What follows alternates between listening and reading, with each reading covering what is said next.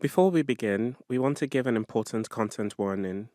Today's conversation includes discussion of childhood trauma, abuse within the home, alcoholism, and drug addiction. Please listen with care and feel free to pause, skip ahead, or stop watching or listening if you need to.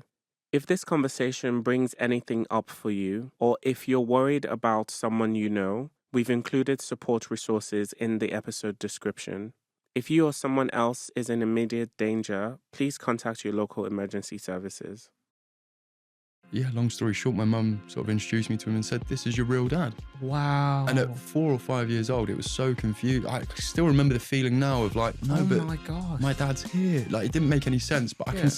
I understand why she did it. So when you're growing, I think you need to realize that growth is disguised in failure. And when you're failing or something feels hard, it matters. And Yeah. that's when you need to really stay on track Yeah. and pay attention to those difficult times and don't think, failed at this, let me give up, let me stop. It changed almost overnight because I wanted to do what was right for me, my future, him. You become very selfish in that regard. And so it's changed how I perceive myself and what I would accept and what my limits and boundaries are. Hi everyone, welcome back to another episode of the Modern Journey podcast. I'm your host Hamza, and today it's my honest pleasure to have this man with us, and is none other than Ollie. Thank you. Hi Ollie, how are you? I'm very well. You okay? Thank you. I'm good, thank you. Thanks for asking. Thank you for joining us. Thank you for Have having you me. had a nice day so far? It's been very nice. My mood's affected by the weather. and Really? the Are you weather's one of really- those? Yeah. My wife Davina is the same. Like when the sun is out, she's happy. When there's no sun, it's like I love I wouldn't say I'm the opposite, but I love a good winter weather Yeah.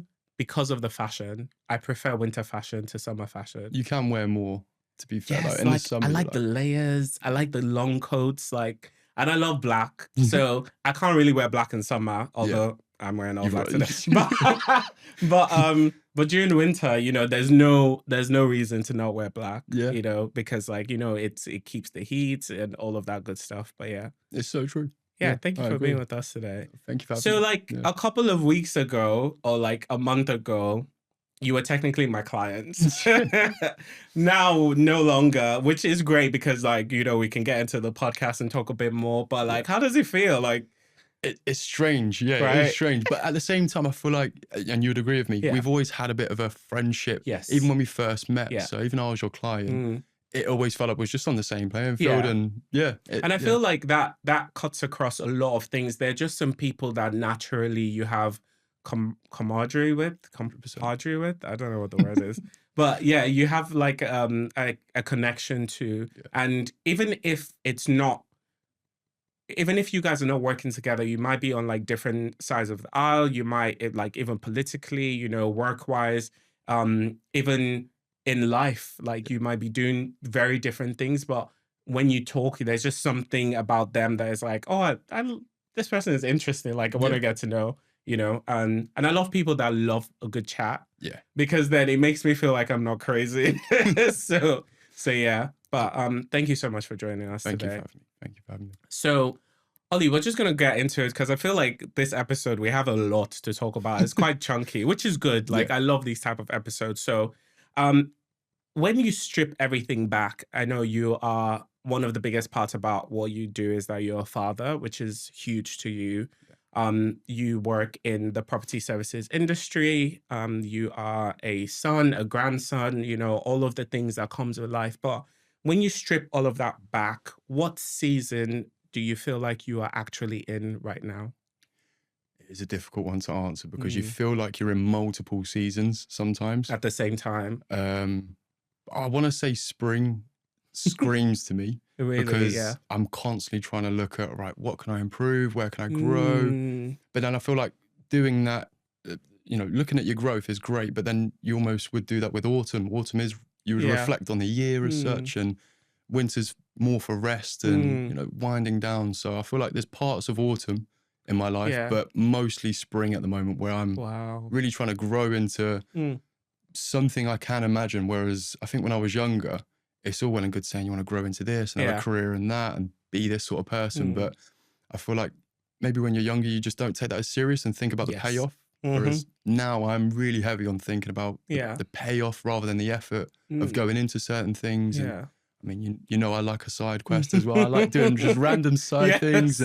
But that's what makes life full, right? Like, I feel like as a person, you know, you're born, you go through school and all of that stuff, but if you don't experience life and take those side quests, you don't, in my opinion, you don't have a full life. No. Like, life is so boring to go to work, earn money, pay your bills, come home and sleep, and then do the same thing again. Yeah. No, there has to be variety. I was talking to a friend yesterday, and I had such a crazy busy day, and I was like, you know what? I don't care. 6 o'clock, I'm packing it up. I'm going to the cinema. And he was like, don't you feel like you want to like sleep or like, you know, maybe just finish that work you're working on? I was like, no, I need to have a life. Yeah. Okay. Yeah. And the cinema is part of this life. Because it's true. Like, why would you want to just spend all your time working and not doing all the amazing thing that comes with life? And we had a good conversation like before we started recording about movies. You know, if I was one of those people that doesn't indulge and, you know, want to do anything that is relaxing and anything that's outside the 9 to 5, then, you know, that conversation wouldn't be there, you know? So it makes life full. So side quest is good. Yeah.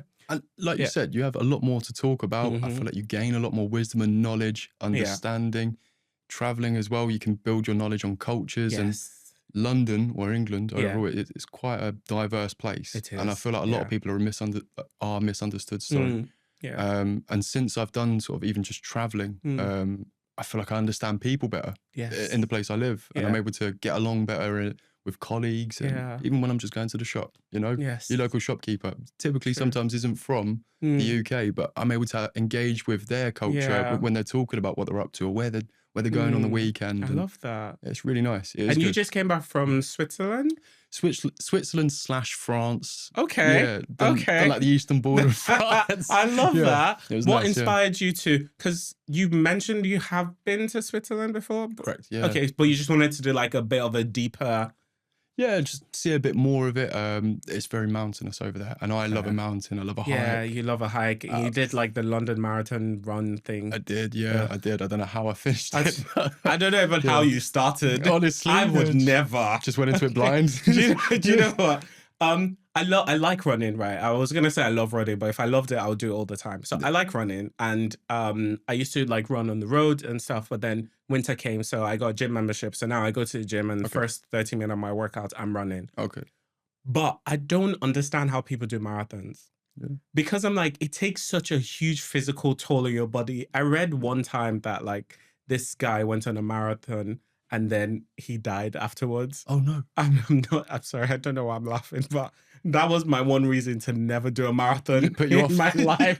I'm just like, no, why would I? But anyway, people love it like you. So how was that experience for you? God, yeah, it is tough. Yeah. 100% it is tough. And you feel like you want to die at the end. Yeah. And everyone wants to drink and celebrate. And all you want to do is just go home, I'll be honest. But all your supporters, like, when they want to go out and have fun, and you're just like, no, my legs are gone. They're telling me otherwise. Yeah, I can't feel them. But I think for the marathon, or even just running in general, because even though you run quite the distance in a marathon, you've got to do that outside of it. And I did it quite a few times, and you find yourself finding this runner's high sometimes, but there is times where it's not for everyone, but I like the fact that, you know, if someone tells you you can't do something, you want to do it even more. Yes. When my body is telling me, give up, stop doing this, I want you to go home and eat a takeaway and sit in bed. For me, I'm like, right, that fuels me to keep on going, because you're almost trying to tell me to not go on, right? And, I'm cheering it on. Yes, let's go home. Let's have the takeaway. Sleep? Yes. You want to do all of it, right? It's my favorite thing to do. I love to go to sleep. It's been worse since I got like the sleep tracking thing that tells me how much sleep debt I have. So I'm always trying to keep the number low, which is good. Like in the long term, like having good sleep and having like extended sleep is good for your health. 100%. But yeah, no, I'm very opposite to you. I have to force myself to go to the gym. Okay. I have to force so yeah, me and my body, we agree on the bad things. We're like, yeah, let's sleep. Have a pizza? Yes, absolutely. Ice cream? Oh yes, amazing. Yeah. And then there's like, so sidetracked, but there's this amazing like milkshake place that's opened right beside my house. Nice. It's crazy. I bet you can't stop going. My order is, it's a strawberry milkshake Okay. with Bounty. With Bounty? Oh my God. I feel like you committed a crime there. Oh my God. What is going on? The strawberry fruit thing, the milkshake itself is thick and nice. And then you add like the bounciness and the chocolates, coconutiness of it all. I'm going to try this. I'll have to try it. It's so good. Yeah. I don't know if other places would make it as good, but this guy, unreal. He makes like every other thing. Like I think my brother-in-law, his is the Ferrero Rocher. My wife Davina loves like the Oreo one. Yeah. I'm the strawberry bounty guy. Yeah. Oh, that's so niche as well. I love it. Yeah. So like this is my process for ordering. Okay. I love strawberries. Okay. So I like a strawberry milkshake, but I also love Bounty. And I was like, okay, they're both on the menu. What happens if we combine it together? This could be a real, and he has been my order ever since. Okay. There's no going back. I'll have to try it. But yeah. I bet when you go in, they can't forget your order. They just absolutely know straight not. away to start making. But also I'm not going there because it's like a walk. So I just order it to deliver. Oh my God. Running to your house. Okay, the thing is that I'm ordering it while I'm like watching something or like I'm playing a video game or something. I'm not going to pause. Come on. No. And then if I go there to pick it up, by the time I get home, it's going to be like all like dissolved and stuff. No, I need the guy to bring it in his van or his car or his thing. Quick delivery to my house. Yeah. And enjoy. No, that's fair play. That's me. me. I'm gonna have to try it. You should. It's so good. I'm so sorry. I've taken you down like a whole thing, but okay. It's good. It's good. So it's weird me saying this because I'm usually the person that is like the youngest in the room, but so you're young, like which is good. Like, but I feel like in conversations we've had and knowing you, life has asked quite a lot from you already. Yeah. When did fatherhood for you stop feeling like an idea and start feeling like real weight? Well, the obvious answer or the typical answer for any parent would be when the baby was born. Yeah. Right. And that partially is my answer. Okay. Because when he was born, it was in the middle of COVID and I wasn't allowed to stick around. He was shaking when he was born for some reason. I can't remember exactly why, but he had an issue with him. Yeah. As soon as he was born and the nurses came in, quite worried. So obviously that's infectious, makes you worry. Yeah. My mate was outside and he'd come and pick me up because I knew I had to leave in the middle of COVID. And I broke down in tears as soon as I got my mate's car with this overwhelming excitement that, you've got a child now and he's here. And it's like, it's no longer just a size of a fruit on an app. Yeah. Oh yeah, your child's the size of a melon. I know. That's all you're thinking of as a melon now, right? Now I've seen you, but you've been taken away from me so quickly. And I felt like like a bond, but like you've got a connection straight away. Absolutely. And then all of a sudden it's been cut and he's got the shakes and we've got to take him in for this and test him for that. And I'm completely out the loop. And his mum was in hospital with no signal because hospitals are like with signal. So it was hard to get updates and it was a real like messy day. It was a mixed emotion, a load of mixed emotions on that day as well where, like I say, really excited, but also super nervous about, is he going to be okay? Is everything all right? And, when can I see them as well? Because once he's born, you couldn't go back into the hospital. COVID, such a weird time. Yeah.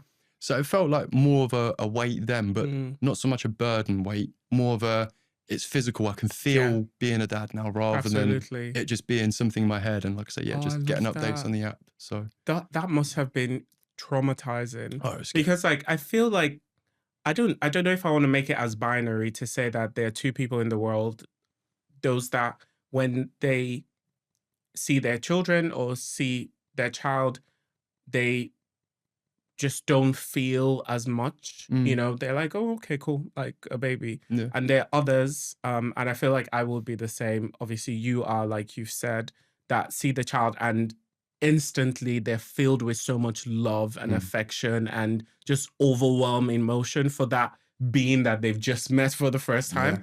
But I can't imagine feeling all of that and then just immediately being disconnected. Yeah. Even for you as a parent, that must have been in its own way like a bit traumatizing for you.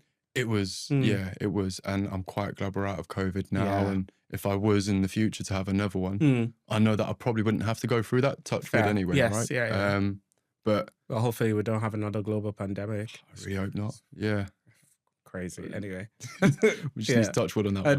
know. But yeah, I sort of know what to expect going into the typical stages of, you know, a woman being pregnant and how to cope with them. But it's more just making sure that next time I can be around a bit more, feel a bit more useful. And, you know, I think it was like 3 days until I actually got to see them properly again. Can I just say this as well? Like, again, not from personal opinion, but just from what I've seen online, I don't feel like as men we can ever be as useful. Yeah, no, that's right. The women are the one doing all of the hard work. Everything. We're literally just there trying not to piss them off.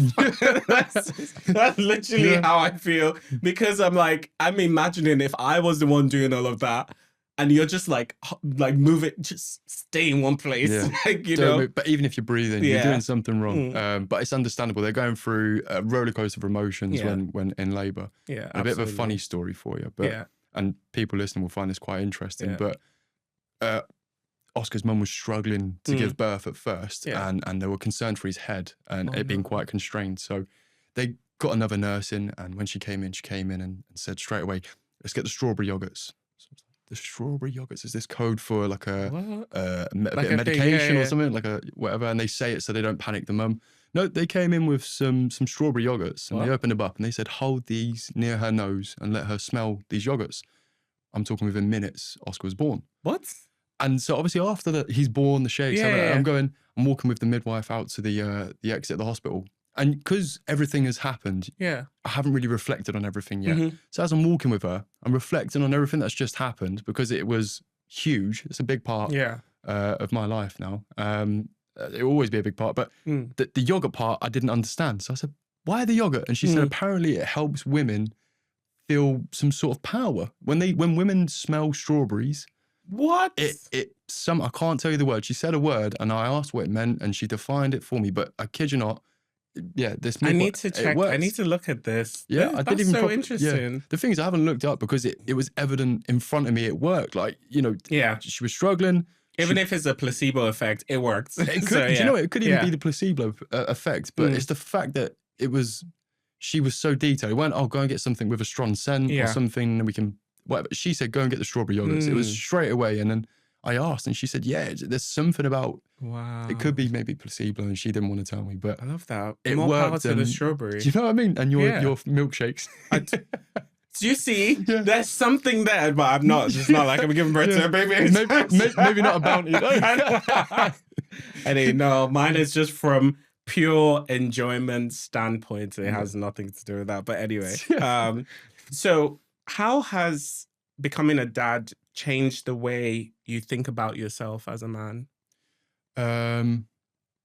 I used to be, and I'm happy to admit this, but I used to be a bit of a pushover, like a bit of a yes man, a bit of a people pleaser. And I was fine being that because it made me feel good. So as much as people thought they were winning over me being a yes man, if I had met someone's needs or made them happy, especially at work or with friends or whatever, it made me happy. So I didn't feel like I was drawing a short straw. Interesting. But once I had Oscar, it changed almost overnight because I wanted to do what was right for me, my future, him. You become very selfish in that regard. And so it's changed how I perceive myself and what I would accept and what my limits and boundaries are. And that didn't happen overnight, the limits and boundaries. But I think over time, you have incidents that come up or favors that get asked of you. And you learn to say no. And you learn it's almost like you thinking about your priorities and how does that work? Does it have anything also to do with even the way Oscar would deal with you or ask you questions and you're like, I love you, but I'm not going to let you, have that over me. Do you think that also helped in like reshaping how you felt about? Definitely. Yeah. 100%. It being strict with him, but in a good way. Yeah, of course. Has helped me be strict with others. Because if you can drop your emotional barriers with your son, then you can drop those with especially strangers and people that you don't really know too well, who back in the day, I would have happily said, I'll crawl through broken glass for you if you need it. You know what I mean? I'll help you out. Like I was that sort of person where still am helpful, and I still like to think that I'm reliable. But now you feel there's more of a balance, I guess. Definitely. And the boundaries are there. And I think people can respect those boundaries now. Whereas when it was new, it was sort of like, oh, Ollie's just told me. No, I'm so used to him being there to cover this, that, and the other. Really? Yeah, and you get some backlash for it. But I think over time, people then realise why you're doing it. If they don't, then typically that will show through them not reaching out. It's so crazy as well that people get so used to you doing things for them, not just for them, but for them in the way and manner that they want. Yeah. And like when you say no, it's almost like, what? You've insulted them. It's just like, no, I have a life too. Like, what do you mean? Exactly. And they get accustomed to favors being the norm as well. Like it's so easy for that. But yeah, it's very interesting to hear that transition for you. And it's not just physical. It is like not physically saying no or not doing favors of people. Sometimes, or saying no or not doing the thing that people would typically want you to be doing that you don't want to do anymore, can be done through body language, absence, all these different things. You haven't got to give them a straight up no. Yes. But I think, I make it very clear to some people, you might have been their pair of ears. Yeah. I'm a very good listener. I give great advice sometimes. I like to think I do. I'm not being vain saying that, but I can appreciate that people would sometimes depend on me for that though. And it was nice at first because you're like, oh, people depend on me and I can be there for them and it's lovely. It's all really good intentional stuff. But I think now I'm so much more reserved with who I give that advice to. And when someone calls me up, oh, I've got a problem. I'm sorry to hear that, but I'm busy. I'm doing something right now. I wouldn't pick up the phone maybe. Like I wouldn't have the time for them, depending on the person. Yeah. And you feel horrible. I mean, you've got more important responsibilities now. And I haven't got that extra hour in my day to hear about your bad day and to come and put plasters all over it. I just can't do it anymore. Like I need and sometimes, like even if you did have the time, you might not have the emotional capacity for it. Because like that's another thing that I feel like people may not understand, that time is one thing, availability is one thing, but emotional capacity is a totally other, it's a totally different thing. 100%. Because like, so I find it, especially in myself, when I've had such a long and busy day at work, the only person that I want to talk to is Davina. I don't want to speak to anyone else because I feel like when you find your person, when you're with your family, it's so easy for you to like almost exist. Yes. Like get lost in your conversations and your thoughts. It's not that you're not actively listening, but you get lost in the noise. Yeah, it's not that you're not actively listening or actively talking or not thinking about what you're saying, but it's just so easy. But with other people, you have to think about it. Oh, it's like a brain pulling up the history of the person. This is what the person likes. This is how they talk. This is who they're connected with. Okay, now you reflect that in the way you answer the question. But with your family and with your loved one, you're just like, it's just easy. Yeah. So yeah, it's really interesting that people sometimes don't realize that it's not just time and availability, it's also like mental capacity. And 100%. I love that a lot of people are getting more comfortable with saying, I'm so sorry, I don't have the mental capacity right now. And we're getting okay with that. And that's really, it's a good place to be. Yeah. 100%. Yeah, 100%. And you find a bit of peace in it, as horrible as it is to admit that. That coming away from being that person that is dependent on so much. It's so nice sometimes. It's good. My mother-in-law, well, Davina says something that came from my mother-in-law, and it's in Nigerian, it's like it's in pidgin English, so it says know yourself, no be cursed. Okay. So it means like the literal translation is to know yourself is not a curse. Yeah. So knowing yourself, knowing that you don't have the mental capacity to do that, knowing yourself that if you take out that extra hour, it's going to negatively affect you. So knowing that and acting on it is not a curse. No. And if anything, it's good for you. Yeah. So like, it's a good idea. Yeah, but it's so interesting to hear all of these sayings and stuff. I like it though. I like that one. Yeah, it's a good one. No, I might hear you over the phone and say, know yourself, no, because it's like, what? Hold up. Who is that? Who is that? But yeah, anyway, that's what it means. So Ollie, you are a single dad at the moment. What do you feel like that has taught you about responsibility, sacrifice, and what being present actually costs? I mean, the previous question helps me segue my answer for this one, is that I was essentially there not so much more for friends, but to give some more detail on the previous answer was that I was so heavily dependent on within my immediate family. Growing up, I had a bit of a bad upbringing, let's say. My mum, she's great, but just didn't have a great partner growing up. And so, yeah, from a very young age, my stepdad was quite abusive and like verbally and physically. So sorry to hear that. Some people are like it. And he was on alcohol and drugs and all these different things. And as an adult, when you're a kid, you don't understand that, oh, he might be hungover. He also has something going on. He probably has some past trauma or what. I try to understand, but to an extent, some of the stuff my stepdad did and does, I can't comprehend and I don't want to understand. But, you know, when you're a kid, you just sort of think, this is the person and that they are who they are, whatever, and sort of accept, you know, you don't know any better. You're a kid. Do you know what I mean? Whether right? that's right or wrong, you just think this is your normal. And surely other kids get hit as well, right? And they've got a dad that drinks maybe and does drugs and all these different things, right? And so, I don't know, my mum, she couldn't rely on him to be the man of the house. I was the eldest sibling and I weren't the man of the house. But if we couldn't afford the internet bill for the month, my mum was too anxious to call our provider up. This is a silly example, but it's a memory of mine. And my stepdad was either drunk or doing drugs or arguing with my mum or, I don't know, just paranoid about something. I don't know, whatever. And for me, I was relied on from a very young age to do things that, you know, calling up your internet provider to say, I can't afford my internet this month. Can we pay it next month?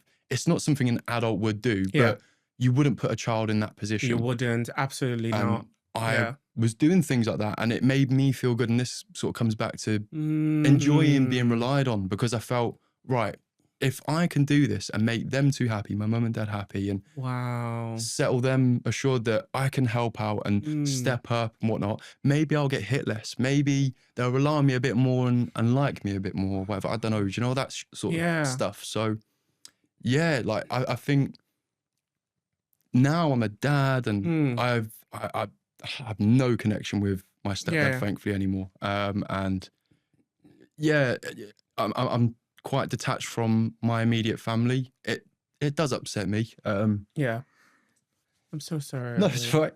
Yeah, I just feel so detached, and I feel bad admitting that it feels peaceful to be detached from my family. Like my brother's in jail at the moment, and so sorry. No, it's all right. My sister, she's not doing as good as she could be. She definitely could be doing better with her life. And I've got another little brother. He is something about that, even though he's my little brother, he was born when I was maybe about 12. I can't remember the exact age. And about 2 years after that, my mum and dad, if you don't mind, don't use their names. No, Sorry, of course, Matt. of course, yeah. But my mum and dad, at the time, stepdad, they had got divorced, they'd split up. And my mum had a 2-year-old, do you know what I mean? A 3-year-old, I can't remember exactly how old he was. And we ended up becoming homeless as well. And for about a year, I was living on my friend's sofa. And my mum and my siblings lived with my nan for a bit, just because something happened where we were living. It was deemed unsafe to live there anymore. And I don't know, like I really stepped up for because I could see that my other 2 siblings, you know, they hadn't been steered down the right path. And I tried helping them as well. And they've tried helping themselves. They're really clever people. Like, you know, they've really got their head in, if they applied themselves to something, they could do really well. But I think they just didn't have the right steer. And it does upset me, but now it feels bad to admit this, but I feel relieved that that's not my concern. But when I was younger, that was nothing but my concern. You know, I didn't have any choice other than to step up. And, you know, there was times where there was a stage in my life I was working, I was taking to school, my little brother to school, you know, going into another school for my other brother. I have the head teacher pulling me in because he's been bunking or he's been doing something, misbehaving. My mum's anxious as anything to go to his school because she's worried about how she's being perceived Yeah. and judged. I drop all of that. I don't care about how you perceive me. I just want to know what we can do to get in school, my brother in school.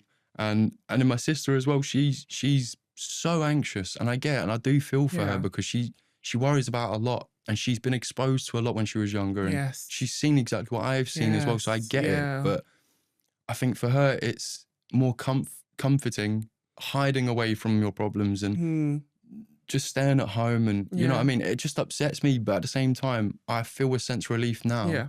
I'm 28, I'm cracking on with my life Mhm. and know sort of what trajectory I want to be on. Yeah. And I can't be there for them the way I was when I was younger. Mm. And I can't help but feel Yeah. like a sense of guilt. Do Mm. you know what I mean? For that, Yeah.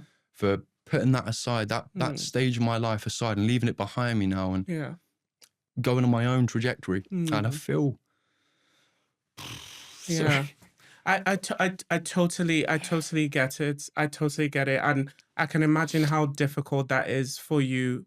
But at the same time, just on a personal level, I just want to let you know that you as a human being, as a person, you're doing a fantastic job. appreciate it. And as hard as it is to hear, it's not your responsibility. Yeah. You have your own child. Yeah. You're now a father. There is now a level of responsibility that has been bestowed on you even in the eyes of the law is more important than any other relationship that you have. Yeah. Do you see what I mean? Yeah, 100%. So yeah. I get it from a perspective, you can empathize with that situation. You have helped as much as you could, even when it wasn't your responsibility. Yeah. But now you have an even bigger and greater responsibility, to deal with. And even thinking about that, the first and main responsibility is also to yourself, because you can't operate the way you were when you were younger. There is so much that you've had to put on and so much that you had to do that if you were doing that now, you won't be able to make it to work on time. No. You may not be seen as seriously in your industry and in your sector as I know from working with you, people take you seriously. Yeah. So if you do that, then you're doing a disservice to yourself. You're not taking care of your first and number one priority, which is you. Yeah. And as a result, you can't then be taking care of your son, which is now your next and biggest responsibility. So as guilty and as heartbroken you could feel, yes, it's not something anyone is ever going to say that would take it away from you. No. Yes, it's not anything anyone that is going to say that is going to make it instantly feel better. But I just want you to know that over time, you will get to a place where you can empathize with them. You can empathize with their situation, but you can be comfortable focusing on yourself. Yeah. Does that make sense? I think I'm not far from what Yeah. you've just described, but I think I haven't said this out loud. Yeah. Do you know what I mean? And sort of saying it, you just, Yeah. there is a sense of guilt, but I think if I didn't have Oscar Mm. and I did this, the Mm. guilt would be greater. Yeah. But because I have Oscar, it feels justifiable being so segmented sometimes. I mean, like the only members of my family really that I'm in regular touch with is my nan and granddad. I try and stay in touch. I've got a cousin up in Yeah. Wales who's like a brother, and I love talking to him, but he has his own life as well. And it's got to that stage where unless I reach out, he won't really get to reach out to me. So we just meet up when we can. Yeah, of course. But with my siblings, like it kills me inside, because we grew up in that same environment. And I think I had it a bit harder than them in certain aspects because one, you're the eldest, so you should know better. Regardless of whether you're 5 or you're 15, you should know better. And you're almost the de facto second parent. Yeah, it's exactly that. And then it's the fact that my stepdad always singled me out because I weren't his. Ever since we found out, or ever since I found out, I wasn't his kid. And it wasn't a shock to us. You're right if I give you maybe a bit of a backstory? Of course, please. But maybe when I was about 4 or 5, my mum was on, I know it seems so random and pieced together, but this is my memory from it all. She was on Skype with a man called Tony. And I didn't know who he was, but they were talking away. And I think my stepdad knew of him or about him. And yeah, long story short, my mum sort of introduced me to him and said, "This is your real dad." And at Wow. 4 or 5 years old, it was so confused. I still remember the feeling now of like, no, Oh but my my gosh. dad's here. Like, it didn't make any sense, but Yeah. I understand why she did it, Mm. because I think the later you leave it, the more guilt you're going to feel and the more questions I'm going to have as well, and why I Yeah. didn't know. So I appreciate finding out young, but it was a lot. I Have remember you it being a ever lot. met him? So the story goes on. Mm. He was half Singaporean, and Wow. so his real name was Anthony, but we called him Tony. And he come and met me for the first time, and I think I used to go probably 2 or 3 times a year down to his at first, during like school holidays and breaks. Yeah.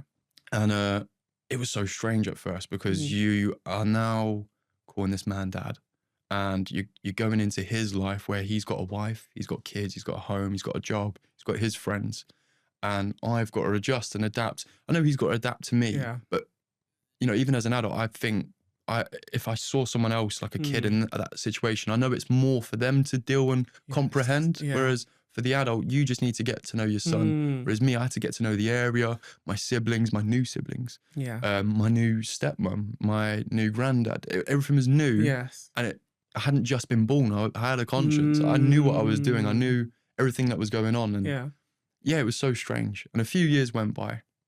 I started seeing him more and more, and I got very comfortable with Tony, and we'd gone on holiday and stuff, and it was really nice. And it was weird because I'd grown up so poor. I did grow up so very, very poor. We didn't have a lot of money at all, and we went through some hard times. But Tony was a little bit better off because of his dad. His dad was quite a successful businessman. And so when I'd go off to see Tony, I feel like my siblings were made to resent me through my stepdad, because my stepdad didn't like the fact that, one, there's a man in my mother's life still that she had been with before and now had a kid with, and that this man was doing well for himself. And he wasn't. And oh my gosh. And on top of the drugs, the alcohol, the paranoia, the whatever anger issues that he had, all these different things, I think he just became this pick and mix of a negative mess. Do you know what I mean? Yeah. And I feel like mine and his relationship got worse when I found my real dad at the time. Bit of a curveball for you and maybe for the guys listening, but turns out Tony wasn't my real dad. And Tony did I know, he did a DNA test on me at maybe about 8 or 9 years old. And he was just doing a swab in my mouth. But when I was a kid, he said, "Oh, I was just cleaning your mouth." I didn't think anything of it. And he'd done it behind closed doors through the One Show, you know, BBC, the One Show, did it through them. I think a few weeks must have went by, and he hadn't reached out for a while. And the One Show called my mum up and asked to speak to me. And I'm going to tear up again. But yeah. At 8 years old. Yeah. And it was so confusing, man. First of all, are they allowed to do that? I think they had to, because it involved me rather than my mum. I don't know, mate. I really couldn't tell you, but I remember speaking to a lady on the phone. Yeah. And she went through the whole, like, this is what's happened, Tony's done this. And they had already explained it all to my mum. My mum was kind of crying already. So I knew it weren't good news. And yeah, they told me, not him. And he disappeared just like that overnight. And first of all, just apart from the fact that that is extremely traumatic, and again, I'm just so sorry that happened to you, because that is crazy. Yeah. I really feel like men should do better. Yeah. Because even if that was the outcome, I feel like there are more mature ways to handle that. 100%. Especially when children are involved. 100%. Especially when children are involved. Yeah. That is mental. Oh, mate, it broke my heart, man. Because again, it was like an escape for me, like going to his. And he was a role model in a way. Like, he done well for himself as well. He had a bowling alley and a garage and all these different businesses that he owned. And when he showed up, I could see the way people treated him. And I think men, we can't deny it, but we value respect so much. Absolutely. Like, when you respect me and talk to me with respect and show me respect, not on your hands and knees praying, I don't like that. I just talk to me on a level like where genuine respect, and interest. And interest. Yeah. These people had it for him, not because he was the owner of the business, but the way he handled himself.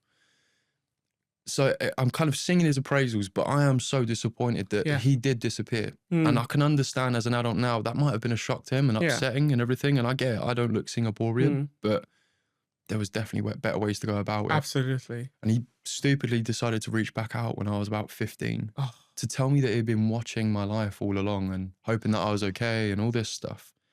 And as naive as I was, I think I owed it to myself to have a conversation with yeah. him. Now, looking back on it, maybe I shouldn't have, because I just dug the hole deeper. I don't blame you. I would have as well. I had so many questions. Because like, yes. Yeah. Because like having someone, it's even like, if I think back to something as trivial as like dating, when like a situation happens and for some reason you stop talking, for whatever reason, maybe you are ghosted or maybe you cut it off. Yeah. Years later, you're just like, oh, like, and you speak to the person or you run into the person, you want to be like, oh, I hope everything's okay. You know, what happened? Or Yeah. like, do you know what I mean? Not everyone is like that, but I honestly don't blame you for that. Yeah. Yeah.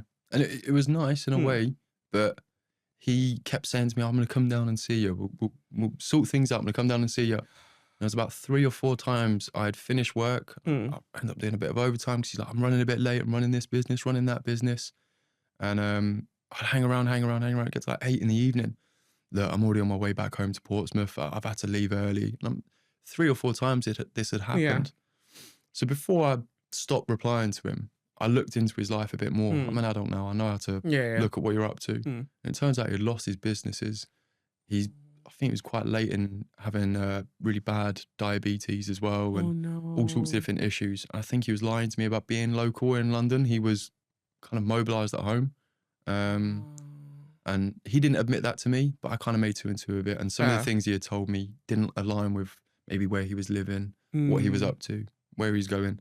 So I stopped replying to him. And I stupidly, maybe spitefully, gave him a taste of his own medicine. And I didn't reply to him ever again since. And he did follow up with a little message to say, you know, you haven't spoken to me in a while, blah, blah, blah. And I can't remember exactly how I rounded it off, but he sort of said, if you don't reply to this in a few days, I understand. I get the message. And I'll block you again. And But that's the thing. I feel like as much as you have just said that maybe it was spiteful or a taste of his own medicine, and maybe someone else looking at this might say that, I feel like in a way, it's also you just protecting yourself. Yeah. Like from this conversation alone, and I know that we've like barely touched the surface of the expanse of your life, you've gone through a lot. So to set up that boundary to say, I've had enough, thank you. Yeah. That to me is completely okay. Yeah. Because to be introduced to someone at 4 years old, to then fast forward into 8 years old, finding out that that person isn't who you thought they were to you, and the person not having the guts or ability or mental intelligence to say, this is a child, let me treat them with care, and then just completely ghosting, then coming back again at 15, and then doing the whole yo-yo thing again. I'm sorry, but what do you think this is? Yeah. This is not a telenovela. This is my actual life. Yeah. Do you know what I mean? So I understand you're saying that, but absolutely not. I agree. I would have done the same thing. Yeah. I would have absolutely done the same thing. Yeah. There is part of me that's still, I don't know, you have that void though, you know, I've always, from young, like I say, the stepdad being a bit of a, whatever, the way he is, there was always that void in my life of having a male to look up to and to confide in as well. So my granddad's stepped in my life quite a bit without realising that. I think for him, he's just been a granddad in his head. But for me, he's just been so much more than that. Yeah. He's been everything, like your granddad, your dad, your male role model. Everything. Yeah. Honestly, everything. Yeah. Yeah. I wonder how all of this has shaped and influenced your fatherhood journey. Are there some specific things that you refer back to and say, because of this, I need to make sure that I am this, or I need to do this, or I need to do that? Do you feel like that has shaped how you see fatherhood in any way? Definitely. Definitely. I think it made me even more eager when I was younger to be like, you know, when you watch someone doing a process or handling something, you think, I could do that 10 times better. Not because you're egotistical or being vain or anything, but you think that person has no passion for what they're doing right now. And even though I might not have the passion there because I'm not physically a dad Yeah. yet, when I was younger, I used to think to myself, one day when I do have my own, Yeah. I'm going to make sure they feel loved, heard, and all these different things, right? Just that come with being a good dad. Yeah. But then there's also a bit of a curse with my upbringing, is that sometimes I do things and I think, crap, maybe you shouldn't have done that because you went through that when you were younger and you didn't Yeah. like it. But the way I've gone about, let's say even shouting, right? Had a lot of shouting in my household, police ran a lot, all these different things were going on when I was younger in my home. But when it's your own child and then you're shouting at them, don't do this or don't pick that up, I have to remind myself that you don't need to feel guilty for that. You are not their friend right now. Yeah. You are their parent, and you need to remind them the rights and the wrongs of the world. Yeah. But you need to make sure you go about it in a certain way. You don't need to beat them up if they make a small mistake. You need to just remind them that you've made a mistake, and if you let that mistake run, this would have happened. Yeah. But if it didn't happen, if you didn't make a mistake, this is why it's good, and show them why it's good to not make that mistake. Right? Yeah. It's difficult with Oscar because of obviously him having autism, but there's times I'm very strict with him, and at first, not so much now, but it's more at first, I just feel really guilty and kind of like under scrutiny, especially when I was around family members or even friends that knew my upbringing. Yeah.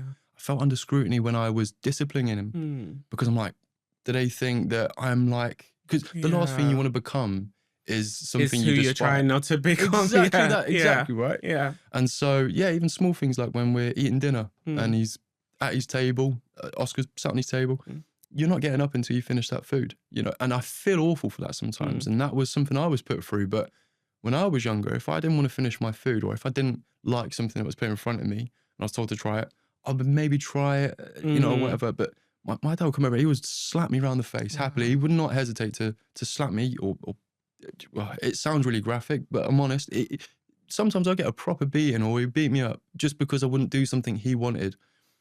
I would never even think about doing that with Oscar, right? And Oscar's 5, and I remember beatings from when I was very young. Do you know what I mean? And I look at Oscar now and I think, how could someone do that to someone so small and innocent? But that's the thing, like unaware. From what you're saying, like being under the influence of drugs and alcohol, I'm not. It's not an excuse. No, but it makes people do some really, really 100%. Like it's so crazy because they almost see that as a means of pouring their frustration out into people. So I'm originally from Nigeria, and in Nigeria there are, it's still rated as a third world country. There's still a lot of suffering and a lot of things happening, and you tend to see a lot of people act more aggressively towards others because they're pouring that frustration. Yeah. And to me, it's the same thing because he's going through a lot of mental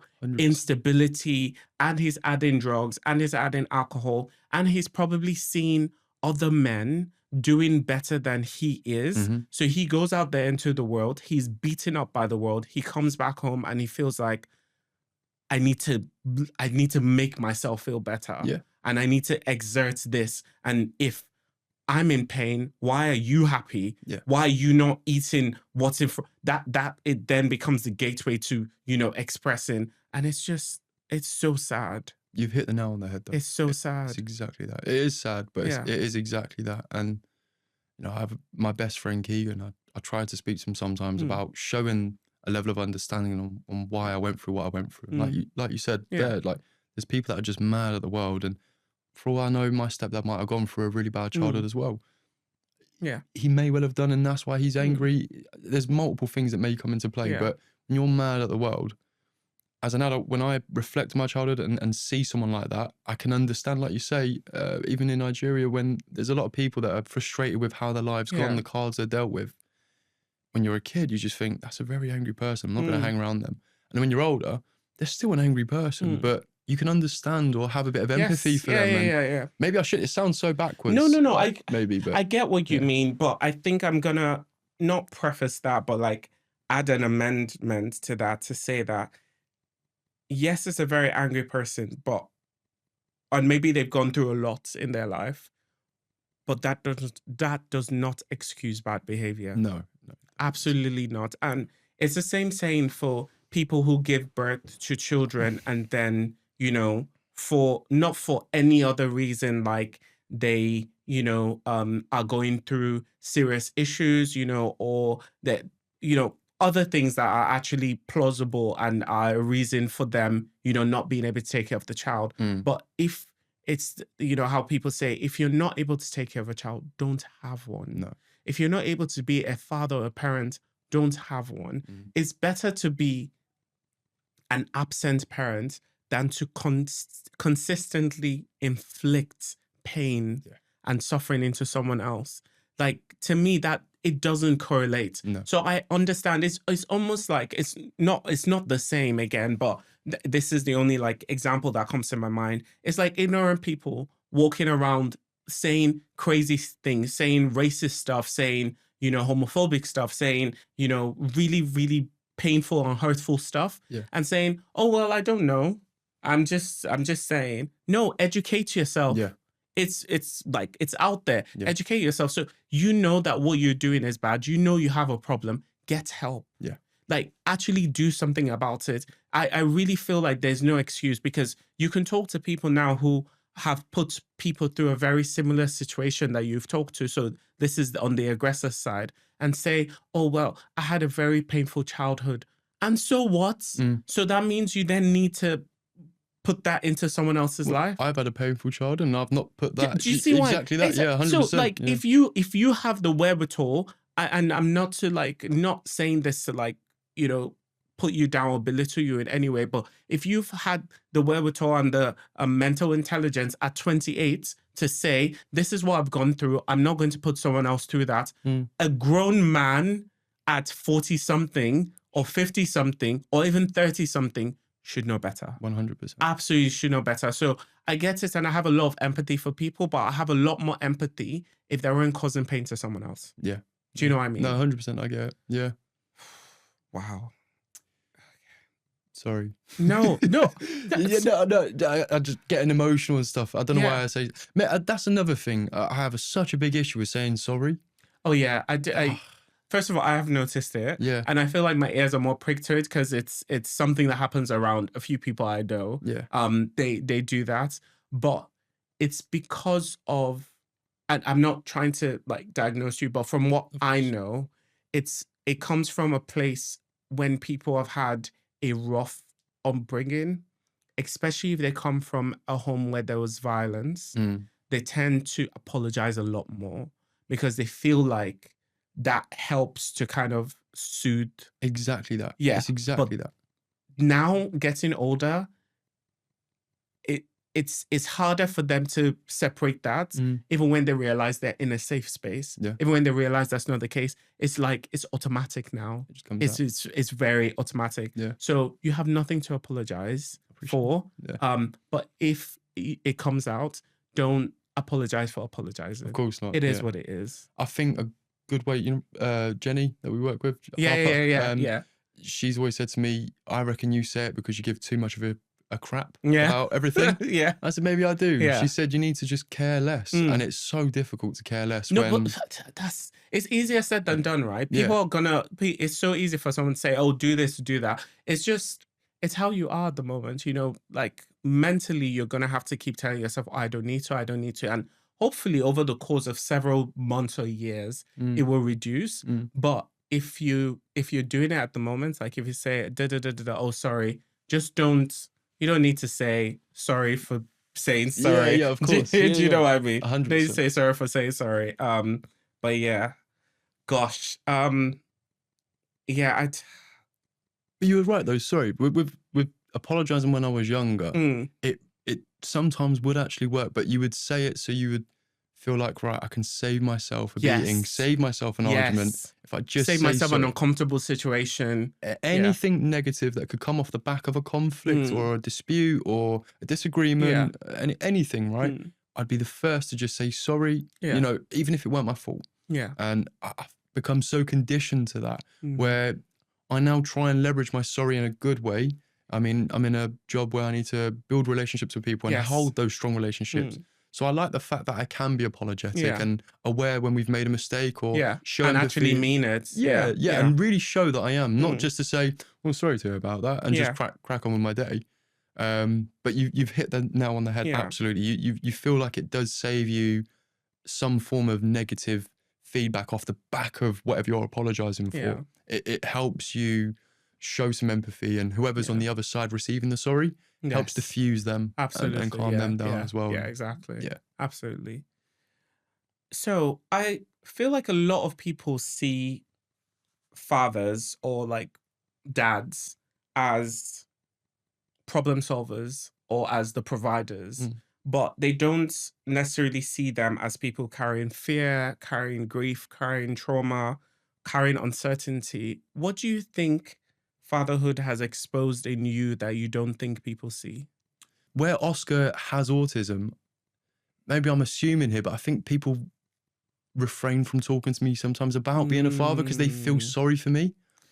And I get it, because when I say to people, when they ask, oh, you've got a boy, how old is he, all this sort of stuff, and then it comes up that he's got autism, instantly people's eyebrows drop. Oh, I'm so sorry. Oh, like, at first, maybe I can get it, like why people would say that. Yeah. Or when I'm in the earlier stages and we're not aware of sort of where he might end up with his, where he ends up on the spectrum, right? But I'm fairly confident and comfortable now talking about how he has autism, how I'm not really that worried anymore with where he's going. As long as we're doing right by him, the people around him are doing right by him. I think he's going to be like, have you watched Love on the Spectrum? I haven't. You haven't? No. It's still on my, I know it's not new, but it's on my watch list. There's a new season that's just come out. Oh, wow. And I don't cry at shows. I cried. Oh, no. I cried so much because every couple, it's so authentic. It's going to be an emotional one for me then. Please watch it. It will. You'll be there with your Bounty strawberry milkshake, crying whilst drinking. Love the Bounty strawberry milkshake. I promise you, I'll make it a little bit salty. It's seriously good. The first few seasons, it shows you the authenticity behind the fear and the doubts and the worry that the parents have, the siblings have, around the individual with autism. Yes. And there's a guy on there called Connor. And he lives in America and his dad's English. And even though he's in America, he loves England, absolutely loves it. And he loves all the knights, the swords, the English language, the picnics in a park, drinking tea. He loves it, right? Tea, And he's in it from pretty early doors, and he's still in it now up until the last season. And I won't ruin it for you, but he's so authentic. He's himself. He's well-spoken, he's well-mannered. He has a job and has a girlfriend. It's Love on the Spectrum. Right? I'm not ruining it for you yet. So has a girlfriend, and it's so heartwarming and reassuring as well, right? Because you're watching it, even though you're watching it for the show, as a parent to someone that's autistic, you watch it selfishly because you're like, I want to know what your account is. Yes. And there is, like I say, a big spectrum. And I've got to be quite brazen and admit there are people who are high on the spectrum, and if you're their parent, I can't imagine how scary and worrying it must be whilst they're growing up. Yes, yeah. And I went through that stage of Oscar when he was about 2 or 3 years old. He still hadn't said a word to us, and our walks to nursery were in absolute silence. And it was weird because even though I knew I was responsible for you and I'm your dad, I didn't know how you were feeling. How's your day been? And what's your favourite treat? And, do you like McDonald's? Because I take you there, but you don't tell me. And, small things like that. And overnight, he went from talking, not a single word, not saying a single word, to talking overnight. He went up to a microwave, and numbers on a microwave, just randomly started counting all these numbers. And I can't remember what I was doing. I think I was travelling back from Wales. What was that and his mum for you? At first, I'll give you the story if you want, but at first I saw it whilst I was in a car with my friend Keegan. Was coming back from Wales, and I just saw he was like touching, and he would blurb sometimes. He would like say like random things, but it weren't words, it weren't English. And I got indoors and I sat on his sofa, and I think his mum had said, "Did you listen to what he actually said?" Because I think I said, "Oh, bless him, he's being cute."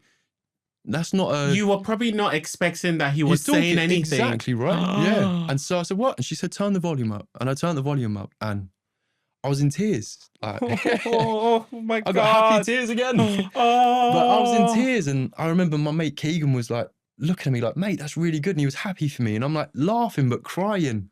Yeah. And it was really good. Oh, It was that's so nice. Yeah, it was good. It amazing. was really nice. Because there's so many children that are non-verbal, Yeah. and it's so,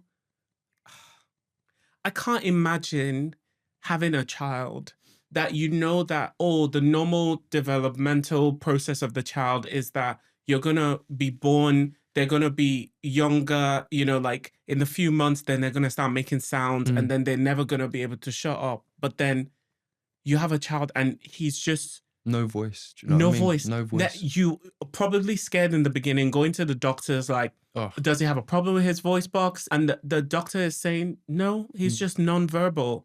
And then all of a sudden, on a random day you're not expecting, he just chooses to speak. Out of nowhere. Like, I totally get that emotion. Laughing, crying, the shock of it all.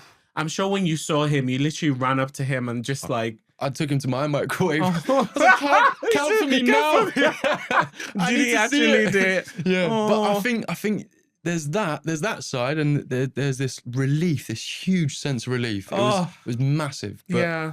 I think for 2 or 3 years, you got to remember I was very young still when I had Oscar, and when he was up until he was 3, I spent 3 years not living with my mum. I moved up my mum's when he was born. Yeah. For him to not be in a wrong environment, let's say. Yeah. At the time, not that my mum brought the wrong environment. Yes, I just want to make that clear. Yeah. It was just that we was overcrowded in the place we was living, and I just wanted Oscar to really have his best shot at a good childhood. Yeah. Do you know what I mean? Not that he wouldn't have had that with my mum. I'm not being passive I know there. what you mean. Do you know what I Yeah, mean, yeah. right?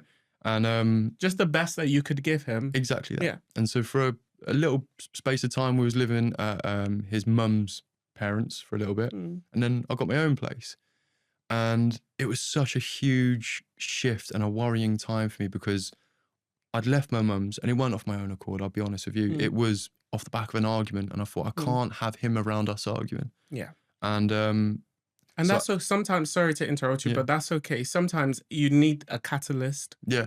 And in life, sometimes it's a bad situation, it's an argument, it's it's something bad that becomes the catalyst for us to get our lives together or go to the next step. So there's nothing wrong with that at all. No, fair. I'm just conscious of how my mum might receive it. Exactly that. Do you know what I mean, right? Yeah, I appreciate that. Because I love her to pieces, and there are things she could have done better when I was younger, 100%. And I wouldn't have, say, if my partner was doing to Oscar what my stepdad was doing to me, you wouldn't even be around for 1 second around. I know you know what I mean, right? But my mum stuck with him, and there are so many things I am confused by, and maybe some things I need to talk about with her. And hopefully sometime you guys get to sit down and have this sort of chat, right? It's just uncomfortable for me, because if I ever was to fall out and lose connection with mum, I've got no one, do you know what I mean? Like, in that regard. So anyway, I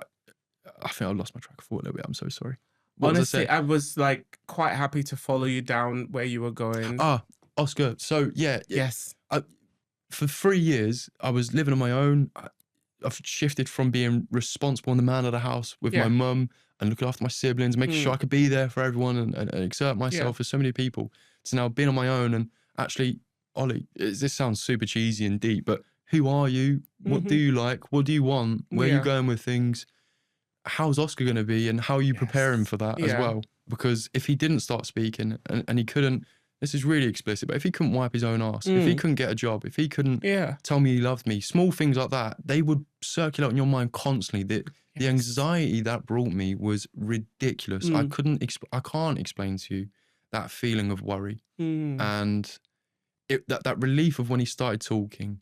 And then he's now 5 and he speaks Spanish. He speaks English. He knows his dinosaurs. He knows how to help me cook. He knows how to help me clean. Like, he knows how to tell me he loves me, how he feels. Don't get me wrong, he has his parrot moments where he copies me. And I love that like, you were telling me about that earlier. Like, why are you copying me? I'm like, you okay? He's like, you okay? I'm like, I'm asking you. He's like, I'm asking you. I'm like, come on, man, this ain't a skit. Like, I want to know if you're good. And I'll tell you, like, on air, like, what I actually told you in person, like, knowing you, I honestly feel like you gave birth to your child. Yeah. Because you are, like, so funny, and you can be so cheeky. I remember one time we were having sports day, And for some reason, I have the picture of you chasing me, and I can't remember why I was running and we were running. I can't But remember. it was just funny, you know, Yeah. like you have that like lightness to you, and I feel like with the stories I've heard about Oscar and the videos I've seen of him, like he just has that lightness to him. Yeah. So it makes sense that he will copy you when you say, "Are you okay?" But like, "You okay?" Definitely, like, definitely. I'm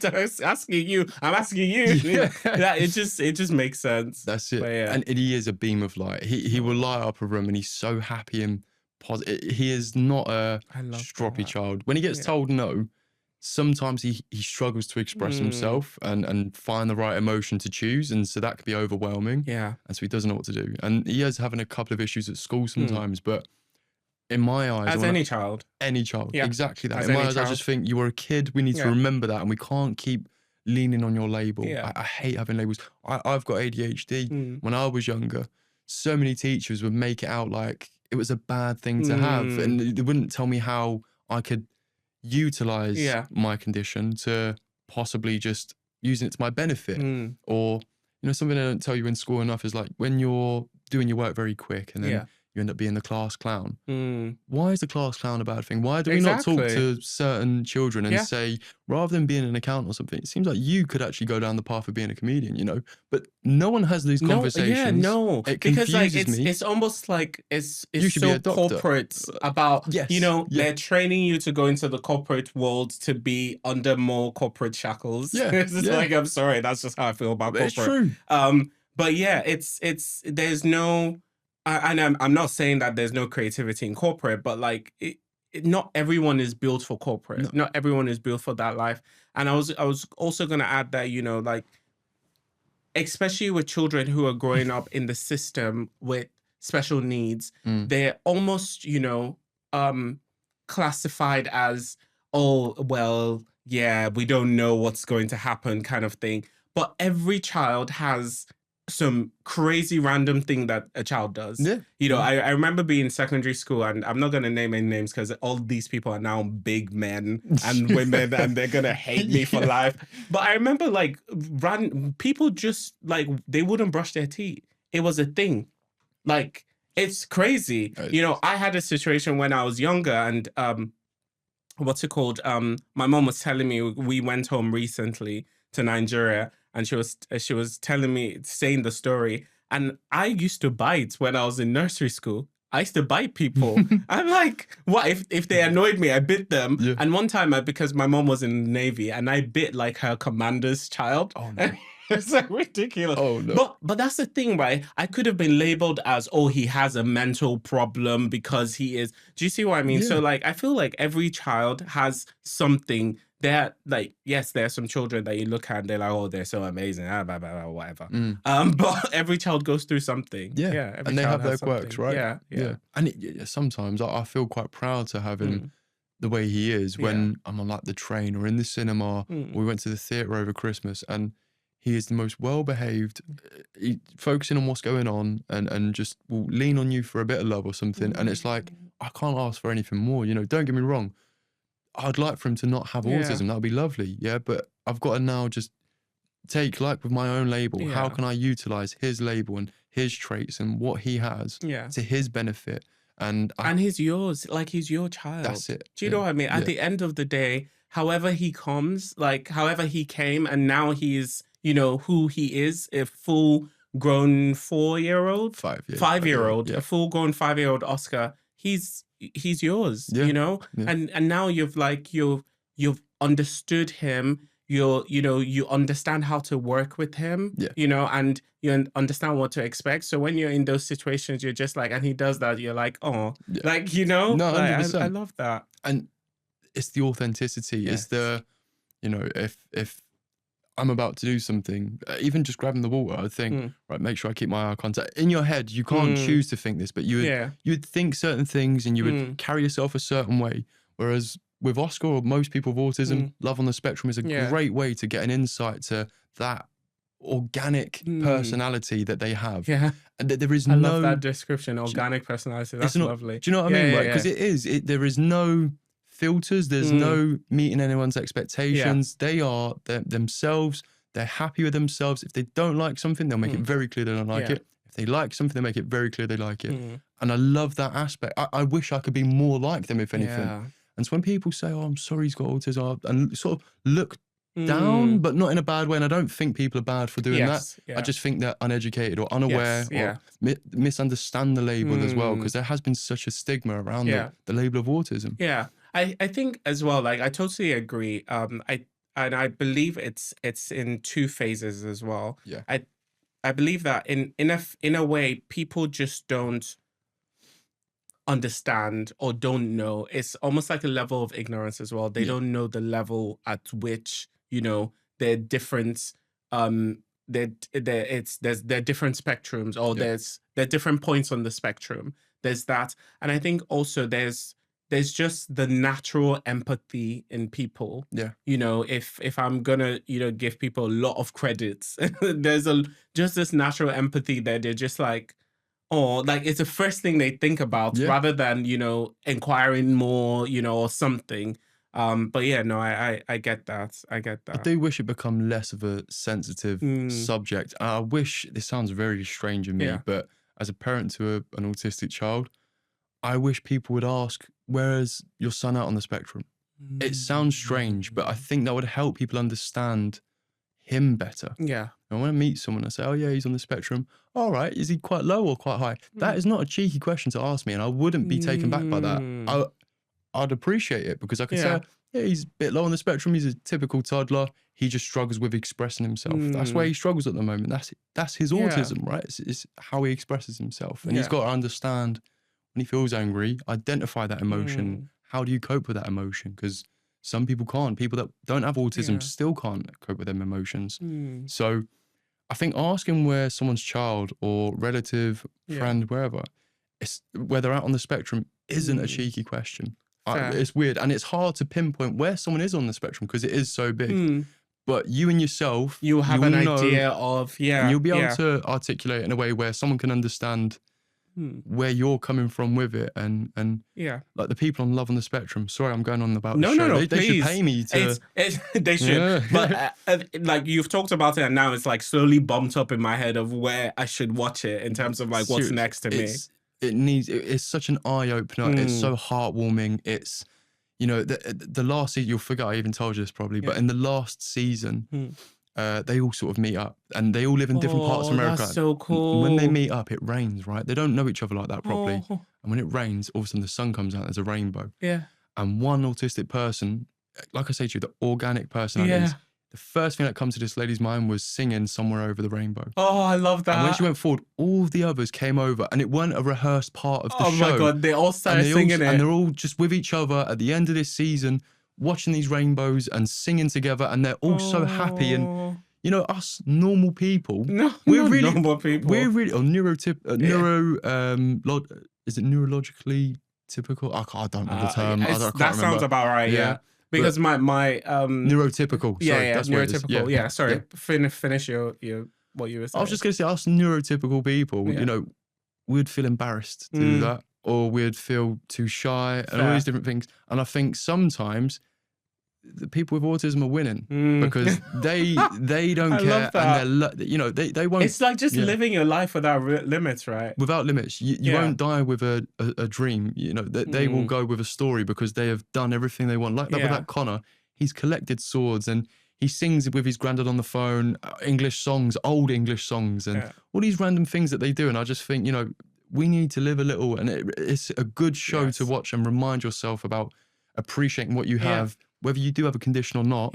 And kind of like not trying to, I know it sounds morbid, but not dying with a dream. Yeah, do you know what I mean, right? And I have a follow-on question to that, but what you're saying just reminded me of, we're all put on this earth for a reason. And I feel like listening to just this clip of what you've said and listening to what you've said about the show, it almost helps remind us to just live our lives. Just live. Because like I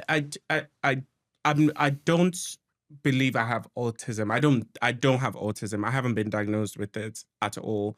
But I do have moments when, and the reason why this triggered a memory for me is because a couple of days ago I was walking. We went to watch a show, and I was walking with my wife and some of our friends, and I started singing Somewhere Over the Rainbow. Oh, And honestly, one of them turned to me and they were like, oh, aren't you like weird that someone's gonna look at you or something? I was like, these people are never gonna see me again. I don't exactly. care. Yeah. I'm gonna sing what I want to. Yeah. So like hearing you talk about the show and their lives, and it's almost a reminder to just live your life Yeah. to the fullest. Obviously, don't be obnoxious and annoying and disturbing the peace. But if you feel like singing in a way that is lovely and it makes you feel happy, you do it. Do it. If you want to dance on TikTok and record it on the side of the road, do it. Just don't dance into traffic. Yeah. Like, just, No, yeah, try do you know it. what I mean? Yeah. Like, just live your life and be happy. And I feel like Definitely. at the end of the day, that's what we should all be doing. Definitely. But I do have a question, and just going back to the diagnosis for a second. Do you have any advice to parents who are also dealing with a child who either has been diagnosed with autism or they think they need to go get a diagnosis for them? It's difficult to give advice because Every there child are is different. Yeah. exactly right, but there is a reason that you're going through that because they are showing Yeah. certain traits for autism. Yeah. And at first it's daunting and you go into denial. You refuse to believe it. I did. Yeah. I was very old fashioned in terms of like, well, even if he does, don't worry, we'll crack on Yeah. that. We'll do what's best for him.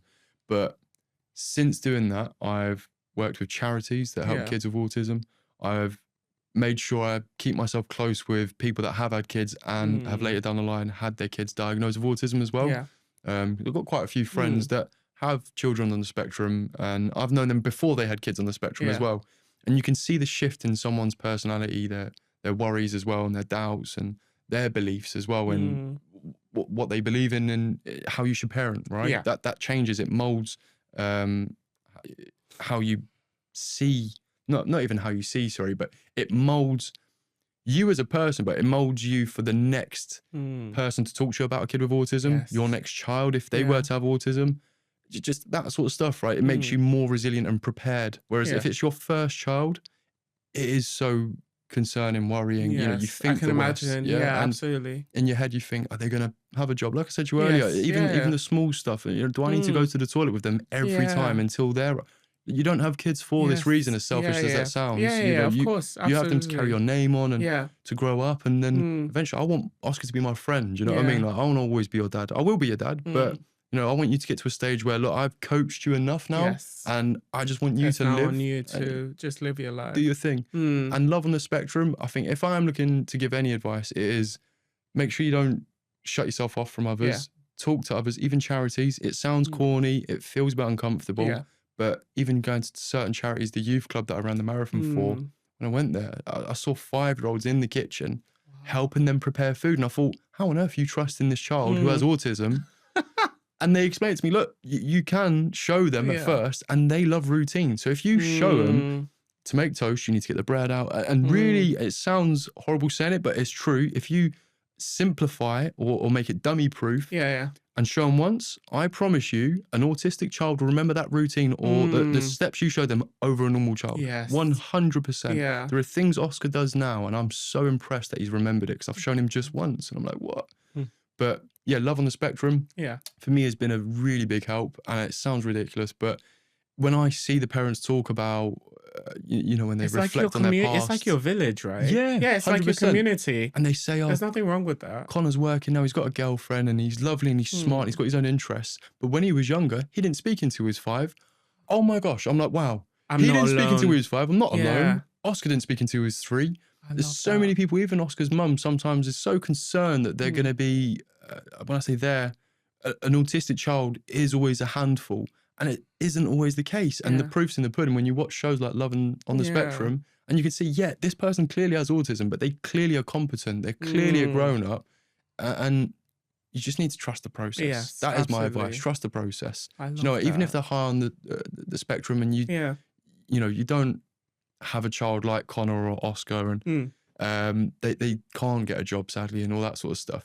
They still need love. They still need conversations. Absolutely. You still got to be there for them. Listen to them, even if what they're saying doesn't make sense.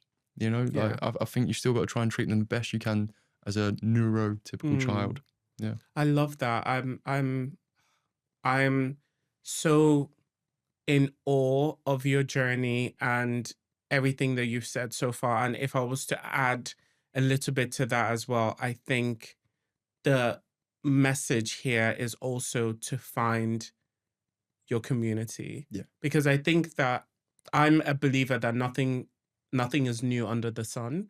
So whatever problem you're going through, however you faced, yes, there might be individual and personalized nuances that make it a bit different, but someone else has gone through that. Someone else has come out of it successfully. Someone else has, someone else knows someone who's gone through that. So finding that community, even if it's virtual, like you did with Love on the Spectrum, even if it's virtual as in a class with meeting with other people, or if it's just talking to people, I think that will help you feel more comfortable, and then you don't feel as isolated. You don't feel like you're the only person going through this. You don't feel like it's never going to get better, or you don't feel like, things are never going to change. I feel like that's such a good summary for it all. But yeah.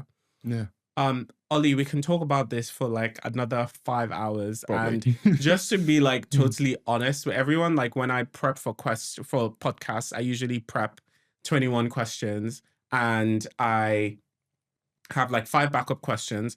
But honestly, I feel like I've only asked like 5 questions today. But it's honestly been, such a wholesome time talking with you. And I really appreciate your vulnerability. I appreciate your honesty.